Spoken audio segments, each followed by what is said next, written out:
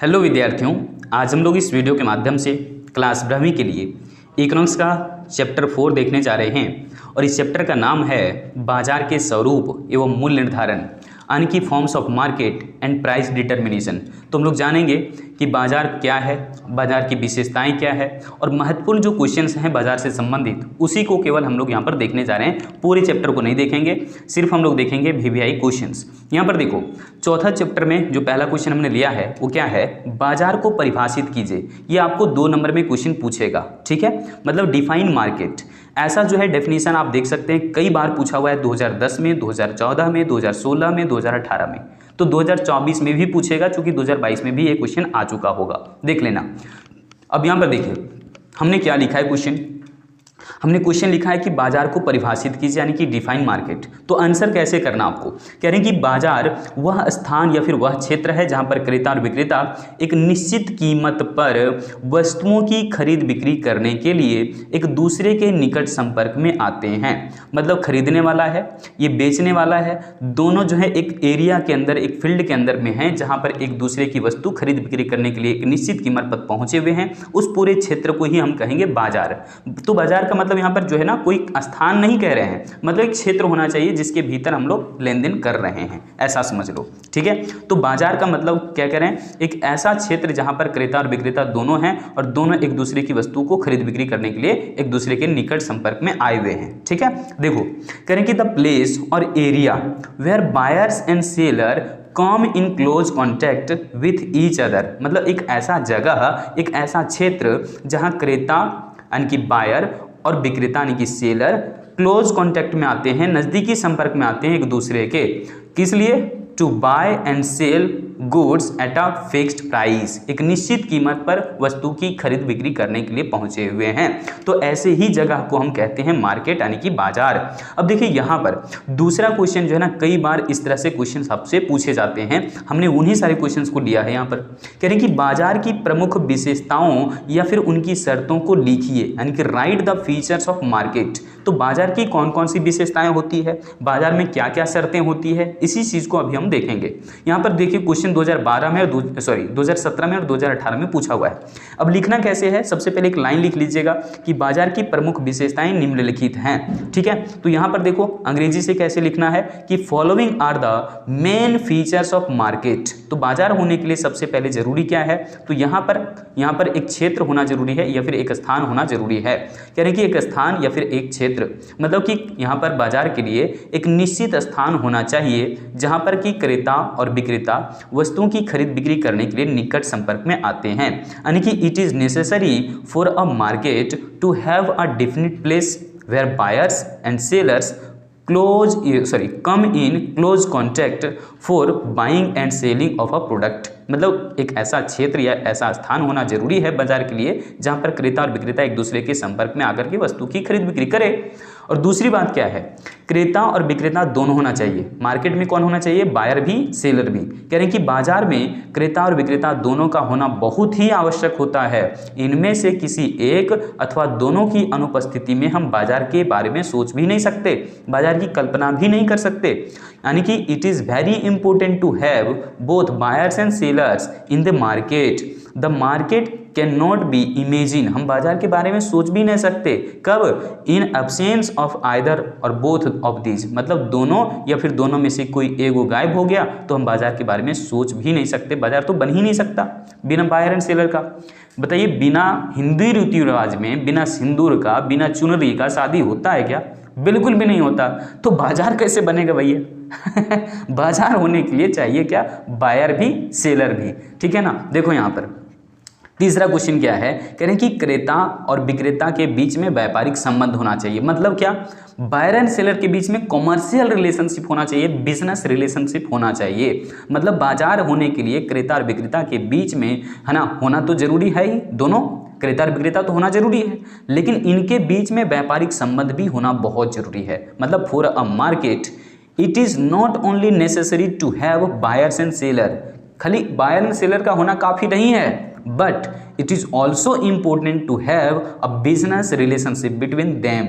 लेकिन क्रेता और विक्रेता दोनों के बीच में अगर कॉमर्शियल रिलेशनशिप हो फिर क्या बात हो, है ना। मतलब दोनों होना चाहिए, कॉमर्शियल रिलेशनशिप भी होना चाहिए, बायर एंड सेलर भी होना चाहिए। अब देखिए यहाँ पर चौथा हमने विशेषता क्या लिया, एक मूल्य। जब तक बाजार में ना एक निश्चित मूल्य तय नहीं होगा तब तक बाजार अच्छी स्थिति से नहीं गुजरेगा। तो इसलिए जरूरी क्या है कि बाजार में जिस वस्तु का खरीद बिक्री होना है उसका एक निश्चित मूल्य निर्धारित हो जाए और उसी पर जो है क्या होगा, क्रेता और विक्रेता के बीच में व्यापारिक संबंध बनेगा, अन्यथा व्यापारिक संबंध फिर नहीं बन पाएगा। ठीक है, ध्यान रखिएगा। कह रहे हैं कि a fixed price should have be fixed for a good to bought and sold in the market. मतलब क्रेता और विक्रेता दोनों होना चाहिए और दोनों जो है ना एक दूसरे की वस्तु खरीद बिक्री करने के लिए तैयार होगा, तो उसके लिए एक निश्चित कीमत तय हो जाना चाहिए। Otherwise a business relationship will not be framed between the buyers and sellers. मतलब क्रेता और विक्रेता के बीच में अन्यथा रिलेशनशिप बन ही नहीं पाएगा, जिसको हम व्यापारिक संबंध कह रहे हैं, कॉमर्शियल रिलेशनशिप कह रहे हैं या फिर बिजनेस रिलेशनशिप कह रहे हैं। अब अगली विशेषता और सबसे आखिरी विशेषता क्या है कि बाजार का पूर्ण ज्ञान यानी कि perfect knowledge of the market. कह रहे हैं कि क्रेता और विक्रेता दोनों को बाजार की मांग, पूर्ति और मूल्य का उतार चढ़ाव, लोगों के फैशन, आदत और रुचि, इसकी पूरी जानकारी होनी चाहिए। नहीं तो एक सेलर अभी अधिक लाभ कभी भी नहीं कमा पाएगा। जैसे हमको पता नहीं रहेगा कि हमारे जो है वो स्टूडेंट्स किस तरह के कंटेंट चाहते हैं और उस तरह के कंटेंट अगर हम प्रोवाइड ना करें तो आप लोग तो बिल्कुल नहीं देखोगे वीडियोस।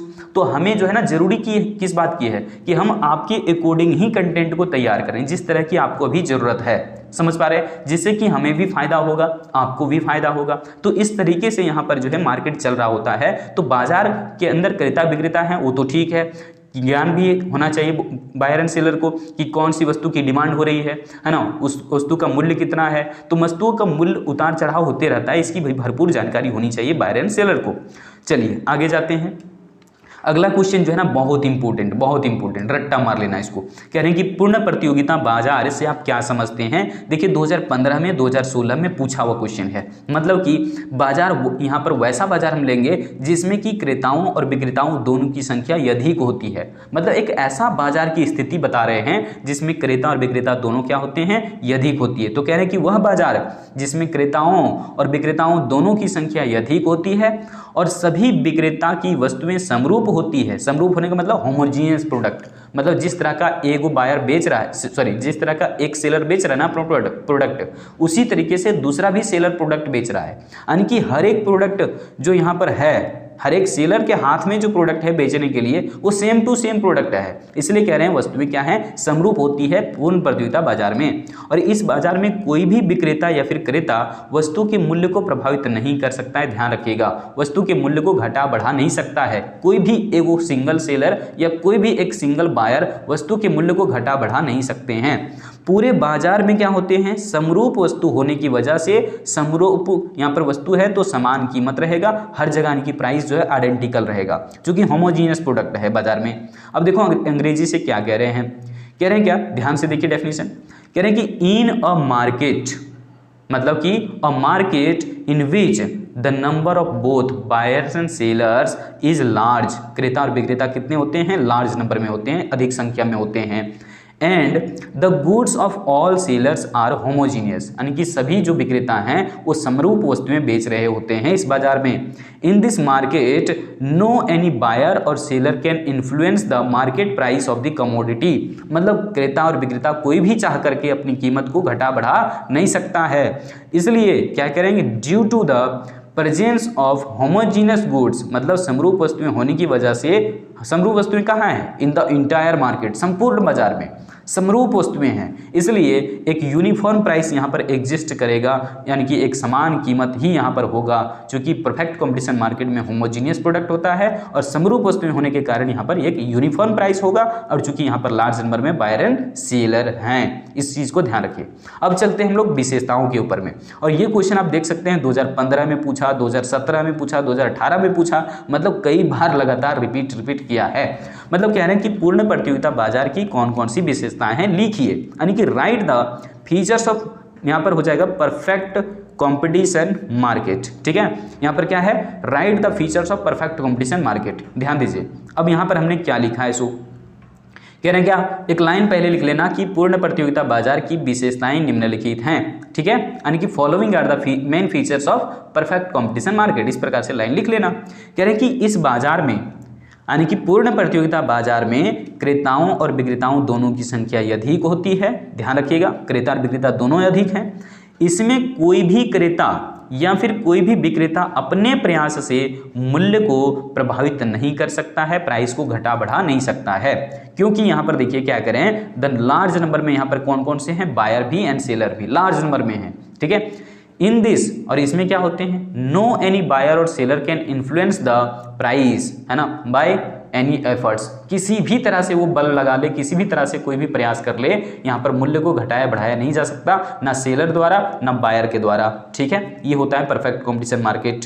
अगली विशेषता ध्यान दीजिए क्या है, कह रहे हैं कि पूर्ण प्रतियोगिता बाजार में सभी विक्रेताओं की वस्तुएं कैसी होती है, समरूप होती है ना, मतलब परफेक्ट कंपटीशन मार्केट के भीतर में the goods of all sellers are homogeneous, जितने भी यहाँ पर सेलर होंगे सब जो हैं वो समरूप वस्तुएं बेच रहे हैं। ठीक है, अब यहाँ पर देखो कह रहे हैं कि इस बाजार में यानी कि पूर्ण प्रतियोगिता बाजार में समरूप वस्तुएं होने की वजह से यहाँ पर क्या है, समान कीमत पाया जाता है, यानी कि यूनिफॉर्म प्राइस एग्जिस्ट करेगा। क्यों ऐसा होगा, कह रहे हैं कि due to the presence of homogeneous product, यानी कि होमोजीनियस गुड्स होने की वजह से ऐसा है कि यहाँ पर हर एक जगह प्राइस क्या होगा, सेम टू सेम प्राइस होगा उस प्रोडक्ट के लिए, क्योंकि प्रोडक्ट पूरे मार्केट में सेम टू सेम है तो प्राइस भी सेम टू सेम होगा। अगली विशेषता क्या कह रहे हैं कि परफेक्ट कंपटीशन मार्केट के अंदर फर्मों के प्रवेश या छोड़ने पर कोई भी प्रतिबंध नहीं होता है। इस बात को दिमाग में बैठा लीजिए, कोई भी फर्म चाहेगा तो अपनी वस्तु आकर के बेच सकता है, नहीं पसंद है तो यहाँ पर से निकल भी सकता है, उसको भी कोई रोक टोक नहीं करेगा। यानी कि under perfect competition market there are no restrictions on entry and exit of firms, मतलब यहाँ पर कोई भी क्रेता या फिर विक्रेता को यहाँ पर जो है कोई रोक टोक नहीं करने वाला है। वैसे तो सेलर फ्री है, कभी भी आ सकता है, कभी भी छोड़ के जा सकता है। ठीक है, चलिए आगे जाते हैं। अगली विशेषता क्या है परफेक्ट कंपटीशन मार्केट का, कह रहे हैं कि क्रेताओं और विक्रेताओं दोनों की संख्या जो है यहाँ पर चूंकि अधिक होगी, लेकिन दोनों को बाजार का पूरा ज्ञान होना चाहिए कि कौन सा सामान कहाँ मिल रहा है, कितने में मिल रहा है, परफेक्ट नॉलेज होना चाहिए, यहाँ पर ध्यान रखिएगा। कह रहे हैं कि both buyers and sellers have complete knowledge of the market, मतलब बायर एंड सेलर को कंप्लीट नॉलेज होना चाहिए कि कौन सा सामान कहाँ मिल रहा है, कितने पर मिल रहा है, ये सब जानकारी होनी चाहिए। अगली विशेषता क्या है, कह रहे हैं कि परफेक्ट कंपटीशन मार्केट में उद्योग जो है ना वो कीमत निर्धारक होता है, यानी कि प्राइस मेकर होता है, लेकिन जो यहाँ पर फर्म होता है, फर्म सिर्फ बेचने का काम करता है, इसलिए फर्म को हम लोग सिर्फ कहते हैं कीमत स्वीकारक। ये बहुत इंपॉर्टेंट लाइन है, स्क्रीनशॉट कर लीजिए। क्या करें, उद्योग क्या है, उद्योग है कीमत निर्धारक, यानी कि कीमत को तय करता है उद्योग, इंडस्ट्री तय करता है कीमत को, इसीलिए इसको जो है प्राइस मेकर कह रहे हैं। लेकिन जो फर्म होता है परफेक्ट कंपटीशन में वो सिर्फ कीमत स्वीकार करने का काम करेगा, क्योंकि ये कीमत को खुद से तय नहीं कर सकता फर्म यहाँ पर, इसलिए परफेक्ट यहाँ पर कंपटीशन में क्या होता है, प्राइस टेकर होता है। फर्म को क्या करें, प्राइस टेकर, और उद्योग क्या कह रहे हैं यहाँ पर, प्राइस मेकर। ध्यान रखिएगा इस चीज को। कह रहे हैं कि इस बाजार में यानी कि पूर्ण प्रतियोगिता बाजार के अंदर यहाँ पर क्या है, फर्मों को उसी मूल्य पर वस्तु की बिक्री करना होता है जो मूल्य उद्योग द्वारा बाजार की मांग और पूर्ति की शक्तियों द्वारा तय किया जाता है। मतलब कि उद्योग जो है ना वो बाजार की मांग और बाजार की पूर्ति के आधार पर कीमत को तय कर देता है, और उसी कीमत पर एक जो फर्म है, यहाँ पर जितने भी फर्म है, एक फर्म नहीं बल्कि जितने भी फर्म हैं उन सभी फर्मों को उसी कीमत पर बेचना होता है। फर्म स्वयं कीमत को तय नहीं कर सकता, कीमत को कौन तय करेगा, यहाँ पर उद्योग द्वारा तय किया जाता है परफेक्ट कंपटीशन मार्केट में, जिसके लिए हम एक अलग से वीडियो अपडेट आपको अभी तुरंत देने वाले हैं। देखिए यहाँ पर नेक्स्ट उसी चीज को हमने अंग्रेजी में कैसे किया है, कह रहे हैं कि in a perfectly competitive market, यानी कि पूर्ण प्रतियोगिता बाजार के भीतर में यहाँ पर देखो industry is the price maker, industry क्या होता है, प्राइस मेकर होता है, and the firm is only the price taker, और फर्म क्या होता है, प्राइस टेकर होता है। इस बात को ध्यान रखिएगा। That is under this market, यानी कि पूर्ण प्रतियोगिता बाजार में firms have to sell goods at the same price which is decided by the industry, यानी कि एक फर्म को उसी कीमत पर वस्तु बेचनी होती है जिस कीमत पर यहाँ पर इंडस्ट्री द्वारा कहा गया है। मतलब कि ये कीमत कैसे तय करता है, तो based on forces of demand and supply in the market, यानी कि इंडस्ट्री जो कीमत तय करता है वो बाजार में वस्तुओं की मांग और वस्तुओं की पूर्ति को देखता है कि हम बाजार की मांग और बाजार की पूर्ति जो है जहां पर देखेंगे दोनों इक्वल हो गया, वहीं पर हम तय कर देंगे प्राइस को, ये कहता है इंडस्ट्री। और जिस कीमत को इंडस्ट्री ने तय किया है उसी कीमत पर एक फर्म को अपने प्रोडक्ट सेल करने होते हैं यहाँ पर परफेक्ट कॉम्पिटिशन मार्केट के भीतर। और अगली विशेषता ध्यान दीजिए से, ये आखिरी विशेषता हम ले रहे हैं परफेक्ट कंपटीशन मार्केट का। कह रहे हैं क्या कि पूर्ण प्रतियोगिता बाजार में यातायात लागत जो है ना वो उसकी अनुपस्थिति होती है, यानी कि अब्सेंस होता है यहाँ पर ट्रांसपोर्टेशन कोस्ट। सो लिखे हुए हमने क्या लिखा है, there is absence of transportation cost in the market, मतलब कि इस बाजार में कभी भी जो है यहाँ पर यातायात लागत के मूल्य को शामिल नहीं करना है, अन्यथा वस्तु का मूल्य बढ़ जाएगा। ठीक है, अगली विशेषता देखिए क्या कह रहे हैं, कह रहे हैं कि मोनोपोली, विशेषता नहीं बल्कि अगला क्वेश्चन ही है ना, अगला क्वेश्चन देखिए क्या कह रहे हैं कि एकाधिकार बाजार को परिभाषित कीजिए, यानी कि डिफाइन मोनोपोली मार्केट। तो मोनोपोली मार्केट हम लोग कहते हैं कि इसको हैं, देखो यहाँ पर जो मोनो है टर्म ना, मोनो ये ग्रीक भाषा का टर्म है और मोनो का अर्थ होता है सिंगल। मोनो का अर्थ क्या होता है, मोनो का अर्थ होता है सिंगल, और यहाँ पर दूसरा जो टर्म लगा हुआ है पॉली, पॉली का अर्थ होता है सेलर, पॉली मतलब क्या, सेलर, तो यानी कि सिंगल सेलर। तो देखो यहाँ पर हमने डिफाइन कैसे करना है, कह रहे हैं कि एकाधिकार बाजार, बाजार की वह स्थिति है जिसमें किसी वस्तु या सेवा का उत्पादन या फिर विक्रेता केवल एक ही व्यक्ति कर रहा है, एक ही फर्म द्वारा किया जा रहा है। मतलब बेचने वाला केवल कितना है यहाँ पर विक्रेता, सिर्फ एक ही विक्रेता है ना, एक ही उत्पादक है। विक्रेता भी बोल सकते हो यहाँ पर, उत्पादक भी बोल सकते हो, क्योंकि यहाँ पर जो बनाता है सामान ना वही बेचता भी है। परफेक्ट कंपटीशन में अलग था, फर्म अलग इंडस्ट्री अलग, लेकिन एकाधिकार में देखो यहाँ पर जो बनाता है वस्तु को वही बेचता भी है, मतलब उत्पादक भी खुद है और विक्रेता भी खुद है। इसलिए मैंने इस प्रकार से लिखा है कि एकाधिकार बाजार वह स्थिति होती है जिसमें किसी वस्तु या सेवा उत्पादन करने के लिए केवल एक विक्रेता अथवा एक उत्पादक होता है और उस वस्तु का कोई निकटतम स्थानापन्न नहीं होता। बहुत इंपॉर्टेंट लाइन है ये, कोई निकट स्थानापन्न की वस्तुएं यहाँ पर उपलब्ध नहीं होगी, ध्यान रखिएगा, क्योंकि मोनोपोली मार्केट के अंदर में एक यूनिक प्रोडक्ट बेचा जाता है, एक अनोखा उत्पाद बेचा जाता है, मतलब एक ऐसा सामान बेचा जा रहा है जो कि आसपास में और कहीं नहीं मिलेगा। और ऐसी स्थिति में यहाँ पर कह रहे हैं नए फर्मों के प्रवेश पर पूर्णतः प्रतिबंध होता है, फुल रिस्ट्रिक्शंस, कंप्लीट रिस्ट्रिक्शंस होता है, किसी भी फर्म को एंट्री यहाँ पर नहीं दिया जाता है ना, नए फर्मों को प्रवेश पर रोका जाता है, घुसाने की यहाँ पर कोई अनुमति नहीं है, आने की कोई अनुमति नहीं है, आप ऐसा कह सकते हैं। देखो यहाँ पर नेक्स्ट क्या है क्वेश्चन में, कह रहे हैं क्या एकाधिकार बाजार की विशेषताएं लिखिए, यानी कि right the features of monopoly market. तो देखो यहाँ पर एकाधिकार बाजार की विशेषताएं कौन कौन सी होती है, कह रहे हैं कि following are the characteristics of monopoly market.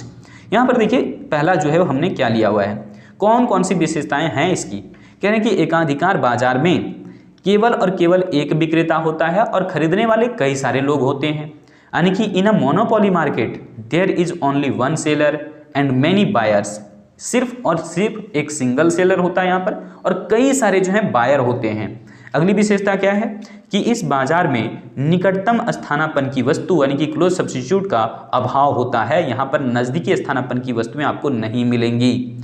और अगली विशेषता क्या है, तीसरी देख लीजिए, कह रहे हैं कि एकाधिकार बाजार की क्रय लागतें, विक्रय लागतें यानी कि सेलिंग कोस्ट क्या होता है, शून्य होता है, क्योंकि एकाधिकार बाजार जो है ना एक ऐसा बाजार है जो कि प्रचार प्रसार करबे नहीं करता ये क्यों नहीं करता है, क्योंकि देखो यहाँ पर लैक ऑफ क्लोज सब्स्टिट्यूट, क्योंकि इसके पास एक यूनिक प्रोडक्ट होता है यहाँ पर समझ लीजिए तो, और उस वजह से इसको लगता है कि तो हमको प्रचार प्रसार करने की क्या जरूरत है ना, हमको तो लोग खोज ले आएगा है ना, क्योंकि यहाँ पर तो एक यूनिक प्रोडक्ट बेच रहा है। तो इस वजह से एकाधिकार बाजार की विक्रय लागतें क्या होती है, शून्य होती है, ध्यान रखिएगा, क्योंकि एकाधिकार बाजार के अंदर एक यूनिक प्रोडक्ट बेचा जाता है कि अनोखा उत्पाद बेचा जाता है जिसका कोई नजदीकी स्थानापन्न नहीं होता। चलिए अगली विशेषता पर जाते हैं, इसलिए यहाँ पर ध्यान रखना, अंग्रेजी से भी पढ़ लेते हैं। कह रहे हैं कि selling cost in the monopoly market are zero. क्या होता है, मोनोपोली मार्केट के अंदर में जो सेलिंग कोस्ट होता है वो जीरो होता है, बिकॉज मोनोपोली सेल्स करता है एक यूनिक प्रोडक्ट को that has no close substitute, जिसका कोई स्थानापन्न नहीं होता। अगली विशेषता क्या कह रहे हैं, चौथी विशेषता है एकाधिकार की कि एकाधिकार बाजार में फर्म स्वयं उद्योग भी होता है। बहुत इंपॉर्टेंट लाइन है ये, मतलब खुद जो है वो फर्म यहाँ पर बनाता भी है वस्तु को और खुद ही बेचता भी है। तो एकाधिकार बाजार में जो फर्म है वो स्वयं अपने आप मालिक भी यानी कि उद्योग भी खुद है, यानी कि खुद बेचता भी है खुद बनाता भी है। तो इसलिए कह रहे हैं कि एकाधिकार बाजार में फर्म स्वयं जो है वो उद्योग भी होता है। फर्म क्या है, इंडस्ट्री भी है यहाँ पर, यानी कि there is no difference between firm and industry. कह रहे हैं कि in a monopoly market firm itself is also an industry, firm खुद जो है अपना मालिक होता है ना, खुद अपना उद्योग है। तो यहाँ पर देखो पांचवा क्या है, कह रहे हैं कि एकाधिकार बाजार में स्वयं कीमत निर्धारक जो है वो होता है। एकाधिकार क्या होता है, स्वयं कीमत निर्धारण कर लेता है, इसलिए इस जो है इसको हम प्राइस मेकर भी बोल सकते हैं और प्राइस टेकर भी बोल सकते हैं। यहाँ के फर्मों को प्राइस मेकर भी कह सकते हैं और प्राइस टेकर भी, क्योंकि यहाँ पर सिर्फ एक ही सेलर होता है ना, एक ही फर्म होता है। अब यहाँ पर देखो अगला विशेषता क्या है, अगली विशेषता हमने लिया है कि एकाधिकार बाजार के अंदर में पूरे बाजार में समझिए तो पूर्ति के लिए केवल एक ही विक्रेता बना हुआ है ना, यानी कि एकाधिकार केवल अकेला ही पूरे बाजार में वस्तु की पूर्ति करता है और इसी वजह से वस्तु के मूल्य पर इसका पूर्ण अधिकार बना रहता है, इसलिए पूर्ण कंट्रोल करेगा, फुल कंट्रोल किसको, प्राइस को, यानी कि अपनी मर्जी के हिसाब से ये अपनी वस्तु का मूल्य तय कर सकता है, कम कर सकता है या फिर अधिक कर सकता है। लो क्या वही बात हुई, ये अपने हिसाब से कीमत को तय करेगा मनमौजी। यहाँ पर देखो कह रहे हैं कि द मोनोपोली अलोन सप्लाईज, अकेला पूर्ति करता है किसका, द प्रोडक्ट का, टू द इंटायर मार्केट, संपूर्ण बाजार में यहाँ पर जो सेलर है वो अकेले सप्लाई कर रहा है। हेंस अतः क्या होगा, द मोनोपोली हैज कंट्रोल, यहाँ पर रखेगा कैसा, कंप्लीट कंट्रोल, फुल यहाँ पर कंट्रोल रखेगा ओवर द यहाँ पर प्राइस ऑफ द प्रोडक्ट, की कीमत को अपने हिसाब से फिर वो तय करता है। That is he can set the price of this product more और लेस, वो चाहेगा तो उस वस्तु की कीमत को अधिक भी रख सकता है और कम भी रख सकता है, क्योंकि उसको प्राइस पर पूरा कंट्रोल मिल गया है एक तरीके से समझो तो। नेक्स्ट विशेषता क्या कह रहे हैं एकाधिकार की, कह रहे हैं कि एकाधिकार बाजार में कीमत विभेद, ध्यान रखना ऑब्जेक्टिव में पूछेगा किस बाजार में कीमत विभेद की नीति अपनाई जाती है, तो एकाधिकार बाजार में कीमत विभेद की नीति अपनाई जाती है। और ऐसा क्वेश्चन 2 नंबर में भी आ सकता है, तो ये क्वेश्चन को स्क्रीनशॉट कर लो, क्वेश्चन नहीं बल्कि ये ऑप्शन जो हमारा ऑब्जेक्टिव है इसको आप स्क्रीनशॉट कर लो। कह रहे हैं कि एकाधिकार में कीमत विभेद यानी कि प्राइस डिस्क्रिमिनेशन पॉलिसी को अपनाई जाती है, मूल्य विभेदीकरण की नीति अपनाई जाती है। इसका मतलब क्या है, कह रहे हैं कि इसका मतलब है कि किसी एक ही तरह की वस्तु के लिए एक ही तरह की वस्तु है इसके पास, लेकिन वो क्या कर रहा है, अलग अलग क्रेताओं से अलग अलग कीमत वसूलता है। मतलब अगर इसको लगा कि गरीब बेचारा है कहाँ से इतना पैसा दे पाएगा तो उसको सस्ता भी दे देगा ये, लेकिन अगर लगेगा कि नहीं बहुत सूट वूट में दिख रहा है, इसे हाई प्राइस चार्ज करना चाहिए तो उससे भी हाई प्राइस चार्ज कर लेगा। मतलब वस्तु एक ही दिया है दोनों को, अमीर को भी गरीब को भी, एक ही तरह की वस्तु बेचा है लेकिन बेचा अलग अलग कीमत पर। तो इसी को कहते हैं प्राइस डिस्क्रिमिनेट करना, मूल्य विभेद करना। ठीक है, देखिए यहाँ पर the policy of the price discrimination is adapted in a monopoly market, monopoly market के भीतर में प्राइस डिस्क्रिमिनेशन पॉलिसी को एडेप्ट किया जाता है। दिस मीन्स डाइट, इसका मतलब है कि different prices can be charged, अलग अलग कीमत चार्ज किया जाता है from different buyers for the same type of product. Same तरह की वस्तु है, समान रूप से यहाँ पर वस्तुएं हैं इसके पास, है ना। यहाँ पर दो क्रेता को जो है एक ही तरह की वस्तु दे रहा है लेकिन उससे अलग अलग कीमत वसूल रहा है। तो ये विशेषता भी हमने आपको डिटेल में अच्छे से समझा दिया है। तो आइए अब हम लोग इन दोनों के बीच में अंतर को समझते हैं। देखो क्वेश्चन हमने कैसे लिखा है, कह रहे हैं कि पूर्ण प्रतियोगिता और एकाधिकार के बीच अंतर स्पष्ट कीजिए, यानी कि difference between monopoly and perfect competitive market, मतलब दोनों बाजारों में क्या अंतर है ये अब हम लोग देखेंगे। यहाँ पर देखिए, जब भी आप अंतर लिखते हैं किसी भी टॉपिक के ऊपर तो आपको सबसे पहले अंतर तालिका बना लेना चाहिए। अंतर जब भी लिखिए आप दो चीज़ों में तो साइड बाय साइड लिखिए, आप लोग ऊपर नीचे कर देते हो, ये बहुत गलत तरीका है। तो आप लोग साइड बाय साइड लिखना अंतर जब भी लिखोगे। देखो हमने कैसे लिखा है, पूर्ण प्रतियोगिता यानी कि परफेक्ट कंपटीशन मार्केट, और इधर मैंने लिखा है एकाधिकार यानी कि मोनोपोली मार्केट। तो सबसे पहले हमें क्या करना है, इधर जिस आधार पर काम करोगे आप पहले पॉइंट में, वही आधार आप इधर भी लोगे। मतलब देखो हमने कैसे किया है, कह रहे हैं कि पूर्ण प्रतियोगिता बाजार में क्रेताओं तथा विक्रेताओं दोनों की संख्या अधिक होती है। मतलब क्रेता और दोनों विक्रेता कहाँ अधिक होंगे, तो पूर्ण प्रतियोगिता बाजार के अंदर क्रेता भी अधिक होते हैं, विक्रेता भी अधिक होते हैं। और इधर देखिए एकाधिकार बाजार में कह रहे हैं कि किसी वस्तु का केवल एक ही विक्रेता होता है। मतलब विक्रेता केवल कितना होता है, एक होता है। कहां पर, एकाधिकार बाजार में, यानी कि मोनोपोली मार्केट में। मैंने कहा ना, मोनो का अर्थ होता है सिंगल और पॉली का अर्थ होता है सेलर, मतलब एक सिंगल सेलर होता है एकाधिकार बाजार में। और परफेक्ट कंपटीशन मार्केट में क्रेता भी अधिक होते हैं, विक्रेता भी अधिक होते हैं। देखो अंग्रेजी से उसी कंटेंट को हमने यहाँ पर कैसे लिखा है, कह रहे हैं क्या कि इन परफेक्टली कॉम्पिटिटिव मार्केट, मतलब पूर्ण प्रतियोगिता बाजार में the number of both buyers and seller is large, मतलब क्रेता और विक्रेता दोनों क्या होते हैं यहाँ पर अधिक होते हैं। और मोनोपोली में कैसा लिखा है, कह रहे हैं कि in a monopoly market there is only one seller of a product, मतलब किसी वस्तु की बिक्री के लिए केवल यहाँ पर ना एक ही विक्रेता होता है मोनोपोली के अंदर में। और परफेक्ट कंपटीशन में क्या है, लार्ज नंबर में बायर एंड सेलर दोनों होते हैं। अब देखो अगला पॉइंट हमने क्या लिखा है कि इस बाजार में यानी कि पूर्ण प्रतियोगिता बाजार में सभी विक्रेताओं की वस्तुएं समरूप होती है, यानी कि यहाँ पर प्रोडक्ट जो है वो होमोजेनिटी होती है, इनमें भिन्नता नहीं होता। हर जगह पर जितने भी विक्रेता होते हैं वो समान वस्तु को बेच रहे होते हैं, उसके रंग रूप आकार प्रकार सांचा ढांचा सब जो है वो सेम टू सेम होता है। ये होता है यहाँ पर वस्तुएं समरूप, कहाँ पर, पूर्ण प्रतियोगिता बाजार में। यानी कि यहाँ पर देख लीजिए एकाधिकार में क्या कह रहे हैं कि इस बाजार में यानी कि एकाधिकार बाजार में वस्तु की कोई जो है ना प्रतिस्थापक वस्तु नहीं होता, यानी कि यहाँ पर जो भी वस्तु बेचा जा रहा है वो एक यूनिक प्रोडक्ट है, एक अनोखा उत्पाद है। सो इसका कोई भी क्लोज सब्स्टिट्यूट नहीं होता है, ध्यान रखिएगा। मतलब कि परफेक्ट कंपटीशन मार्केट में देखो क्या कह रहे हैं कि in this market, perfect competition market में क्या होता है, goods of all the sellers are homogeneous, यानी कि जितने भी सेलर होते हैं परफेक्ट कंपटीशन मार्केट में वो सेम टू सेम वस्तुएं बेच रहे होते हैं। लेकिन मोनोपोली के अंदर में क्या कह रहे हैं कि there are no close substitute, यहाँ पर कोई स्थानापन्न नहीं होता for the product in this market, यानी कि इस बाजार में जो भी वस्तु बेचा जा रहा है उसका कोई भी नजदीकी स्थानापन्न वस्तुएं उपलब्ध नहीं होती है। अगला ध्यान दीजिए क्या कह रहे हैं, अगली यहाँ पर हमने जो है वो अंतर कैसे लिखा है कि पूर्ण प्रतियोगिता बाजार के अंतर्गत उद्योग फर्मों के प्रवेश और छोड़ने पर कोई भी प्रतिबंध नहीं लगाता है। मतलब पूर्ण प्रतियोगिता के अंतर्गत उद्योग में फर्मों के प्रवेश और छोड़ने पर कोई प्रतिबंध नहीं होता, कोई रिस्ट्रिक्शंस नहीं होता। कोई भी फर्म चाहेगा वस्तु को बेच सकता है, नहीं चाहता है तो फर्म को छोड़ करके जा भी सकता है, उसको रोक टोक नहीं किया जाएगा। मतलब कि एकाधिकार में देखो अब क्या कह रहे हैं कि एकाधिकार बाजार के अंतर्गत उद्योग में फर्मों के प्रवेश पर पूर्ण प्रतिबंध होता है, कंप्लीट रिस्ट्रिक्शंस लगा दिया जाता है नए फर्मों के एंट्री पर। कहाँ, मोनोपोली मार्केट में, यानी कि एकाधिकार बाजार में फुल रिस्ट्रिक्शंस होता है, लेकिन परफेक्ट कंपटीशन में कोई रिस्ट्रिक्शंस नहीं होता, कोई बाधा उत्पन्न नहीं होती है। ध्यान रखिएगा यहाँ पे। अगली यहाँ पर विशेषता जाने से पहले अंग्रेजी से पढ़ लेते हैं। देखिए क्या लिखा मैंने, कह रहे हैं कि परफेक्ट कंपटीशन मार्केट के अंदर में क्या होता है, there are no restrictions on the entry and exit of the firms in the industry. उद्योग में कोई भी फर्म आ सकता है, वस्तु को बेच सकता है, समरूप वस्तु बेचने से उसे कोई भी मना नहीं करेगा।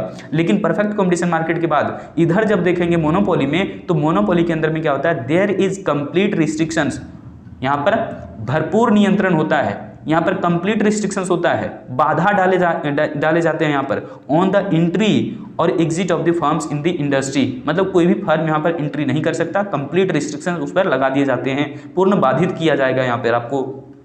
अब क्या कह रहे हैं कि पूर्ण प्रतियोगिता बाजार में फर्म जो है ना कीमत स्वीकारक कहलाता है। फर्म क्या होता है, कीमत स्वीकारक, यानी कि प्राइस टेकर। लेकिन उद्योग यहाँ का क्या होता है, पूर्ण प्रतियोगिता बाजार में जो उद्योग है वो कीमत निर्धारक कहलाता है, यानी कि प्राइस मेकर कहलाता है।